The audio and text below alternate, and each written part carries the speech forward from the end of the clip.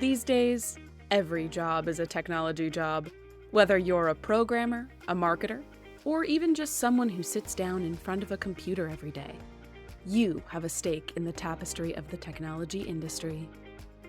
Welcome to WITS and Wisdom, a podcast sharing insights, innovations, and inspiration from the award-winning Women in Tech Summit.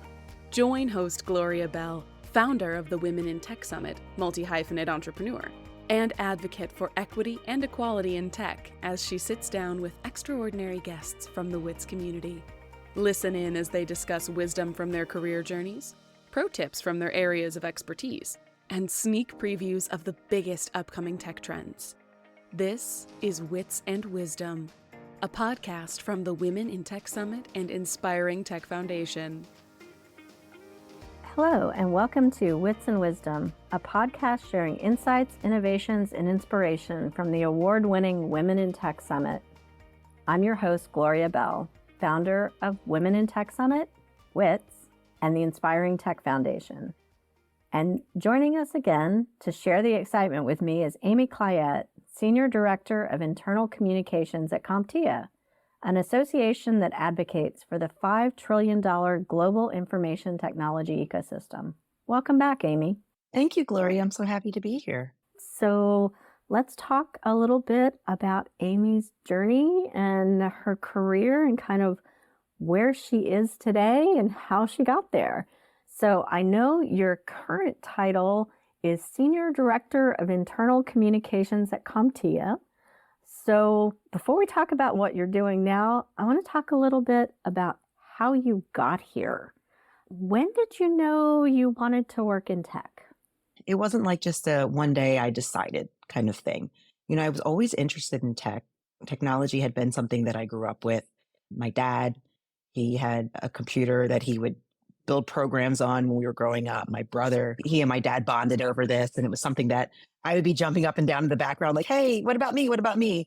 It just wasn't in that time, that day and age. Not that I'm going to throw my age out there, but I'm old enough that technology wasn't something that was readily thought about for girls. You know, I went through my career without thinking that technology was something that I could go into while still having that passion for tinkering. You know, I fell in love with Excel formulas.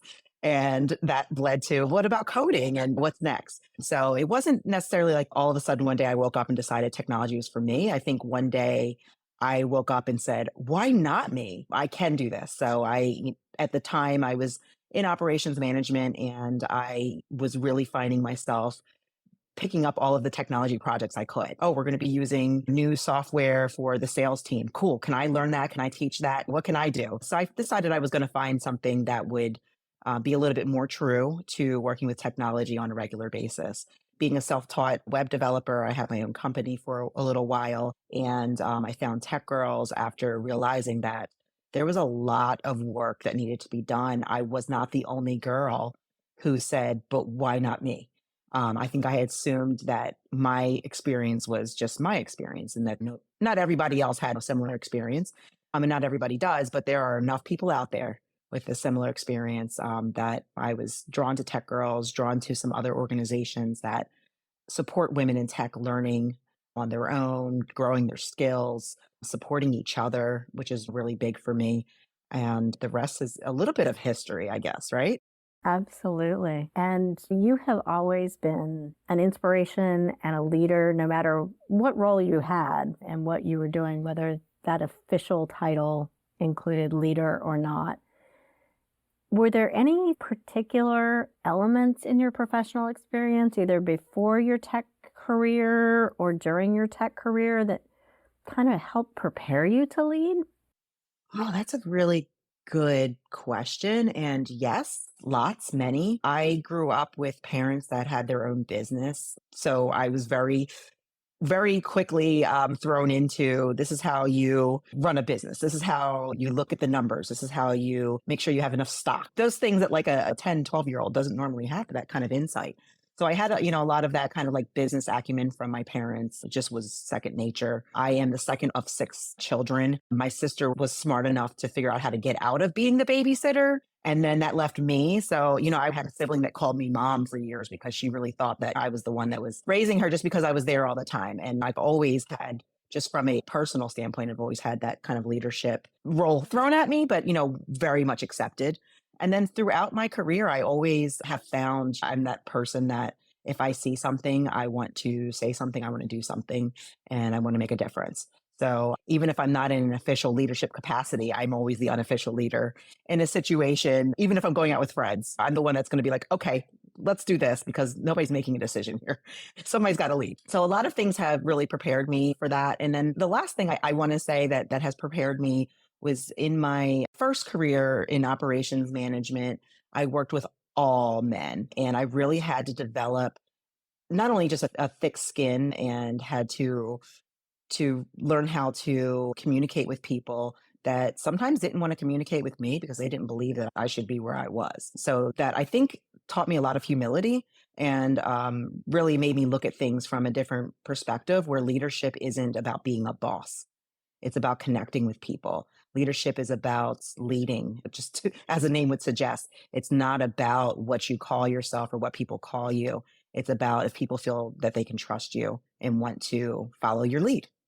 And having worked with you as a leader of an organization that I was in, I can say you absolutely live those principles all the time. You did say something really interesting that I want to get a little tip from you for our listeners. You were talking about when you see something, wanting to say something, because I kind of am the same way. That is my natural inclination. It's okay, this needs to get done. I need to say something so that we can get this done and move forward. What tip would you give everyone on refining that skill? So choose your battles would be the first thing, right? Don't be a hothead. There's a difference between being the person that sees something and jumps in and wants to fix it, but understand that there are nuances in whatever that might be. You might be fixing something that somebody created and that was their baby. And so now they're insulted by literally anything you say about it. There's no right answer. So you have to figure out how to approach that type of situation. So everything is going to be a little bit different. And I would say my tip for really everything is treat everything with a little bit of nuance and know that there's not a one size fits all with situations. But if you're going to say something, know what you're saying. And then the other tip I have, and this from working with me, Gloria, is don't come to me with just a problem. Come to me with also potential solutions, right? So come to me and say, hey, I saw this, but I was thinking we could do X, Y, Z to fix it. Love that. I love that. People are much more willing to listen to you if you're not just complaining about what you see out there. I was talking to my boss about a need that I saw within the company, and he said, let's do it. It was very much one of those, here is a solution to a problem that I see. Everybody's very busy, right? Everybody's wearing like 50 hats. So if I come to you and say, this is a problem, without giving you a potential solution or offering to help with a solution, then it's just dumping something on your plate, which kind of got me to where I am now in my role. I'm very loquacious, so it makes sense that communications would end up where I would be. A lot of what I do is looking at what needs to be streamlined and presented to people in ways that they can take it in, because it isn't a one size fits all. And I do see that nuance in how people receive messages and how people want to learn things. So there's always something new. So lots of transitions throughout your career, lots of great opportunities to work on a lot of different things. So in that journey, would you describe it as a journey of exploration or a journey of revelation? I say both. There's exploration that leads to revelation, and rinse and repeat. You describe yourself as a lifelong learner, and I definitely can relate to that. I'm always curious about the next thing. And then I find myself with that next thing. Usually there's something that I wasn't expecting. You don't know what you don't know until you find out, right? So there's usually something that I'm like, oh, wow, that aha moment that leads me into more exploration, so it's just back down another rabbit hole.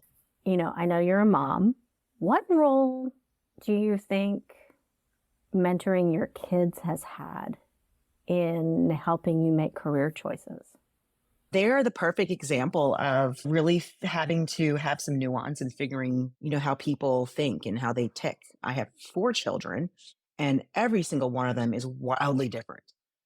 There are some things that are similar amongst them, but to treat one like another is a guaranteed recipe for failure. I'm at the age now where my kids are at the age, two of them are grown. So, I send a lot of articles. The articles that I send to one child, I have to send with a little bit of a recap as to why I'm sending this. To another child, he gets it he knows exactly what I'm thinking, because we have that connection on that. Whereas the other child, we might have a better connection around just general curiosity, like questions. I could throw a question out to him and he will answer it in like the deepest, most thoughtful way. Whereas the other child that gets the article, he would be like, what is this question? Why are you asking me this? He needs more information. It's just everybody's so different. And I think that my kids were really my first kind of trial into that world of realizing that what makes different people tick.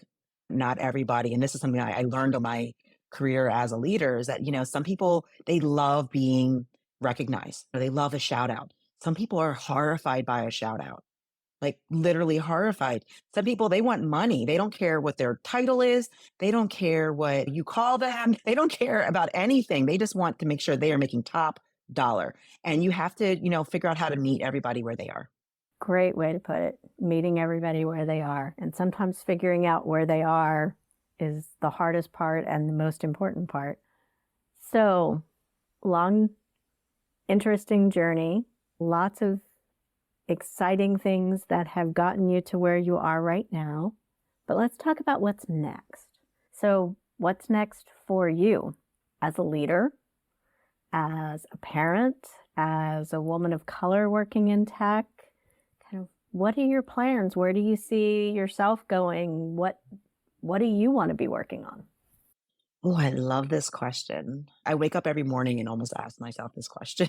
What do you want to be today, Amy? I'm really liking the internal communications. This is pretty new for me, though it is a lot of what I have been doing. And similarly to when I was earlier in my career playing around with technology, but technology wasn't really what I was doing. Then I leveled up and started working within technology. So I feel like it's, kind of a rinse and repeat of that. So I want to be the best I can be within this role. I think that there's a lot of really positive impact that I can make.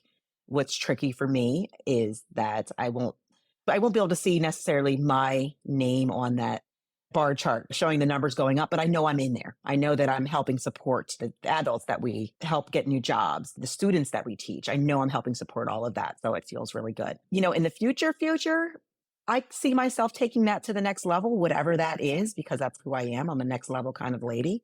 I love the question about what's next for me as a parent. Yes, I have two grown children.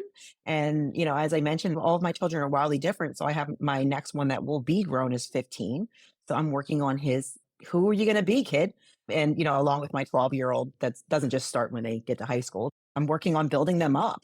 I'm very intentional about my parenting. So really excited to shepherd my last two through, the rest of their schooling and into their future careers. I just want to make a quick note and plug for the idea that you don't have to have a college degree to have a good career in technology or to have a good career. I just want to point out that my oldest child, I forced to go to college. He was interested in technology. He didn't really have a choice because of his mom, but he was interested in technology and I made him go to college a year and a half in. He dropped out, ended up joining the Army where he's doing some drone repair and maintenance and stuff like that. So he's really excited with what he's doing there. But that's where he always wanted to be. So again, it was about listening to him and letting him follow his path and meeting him where he was. So that kind of gave me the confidence to allow my second child, who's now 19, when he said he didn't want to go to college, I was like, great, what's the plan?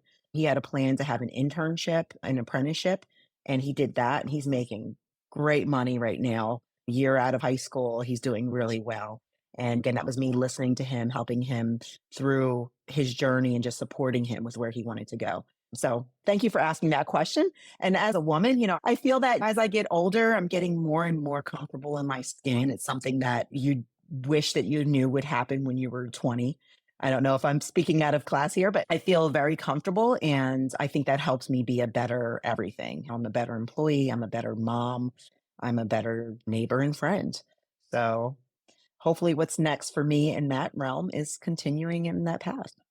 I am 100% with you on, each year that passes, I am more comfortable in my own skin, and that just gives me that little bit more to follow everything that I'm interested in and that I want to be, and gives me that little bit more to be a better cheerleader for other women.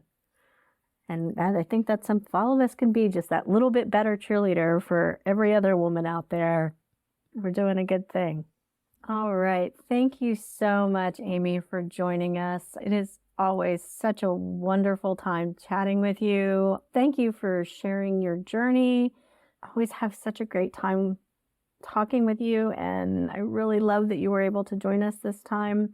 And I'm sure our listeners are going to really enjoy getting a chance to hear from you. Thank you so much, Gloria. Like I say all the time, we could do this all day, and I really appreciate you bringing me on and letting me share my voice. Thank you for helping be a cheerleader for me. If you'd like to get in touch with me, I am on LinkedIn. You can search Amy Cliett. That's Cliett. If you're interested in CompTIA and hearing more about how you can use the power of technology to increase your potential, you can go to comptia.org. That's COMPTIA.org. And if you're interested in how you can get youth involved in technology and find some wonderful nonprofit programs around youth education in technology, you can go to CompTIASpark.org. So that's CompTIASpark.org. Great. Thanks so much. And I encourage everyone, take a look at CompTIA, take a look at CompTIA Spark, and connect with Amy. And thank you to all of our listeners for joining us. And I encourage you to go to womenintechsummit.com, take a look at our 2023 summit schedule, and register to join us. Thank you all for listening, and we'll talk with you again soon. Ready to learn more about the Women in Tech Summit? Visit our website at womenintechsummit.net. That's womenintechsummit.net to view our most up-to-date event schedules, calls for speakers, and sponsorship opportunities. If you enjoyed this episode, bookmark the show, give us a follow, or leave a review on Apple Podcasts. It helps us educate, inspire, and connect with even more movers and shakers within and beyond the technology industry. Thanks for listening, and see you here again soon on WITS Wisdom, a podcast from the Women in Tech Summit and the Inspiring Tech Foundation.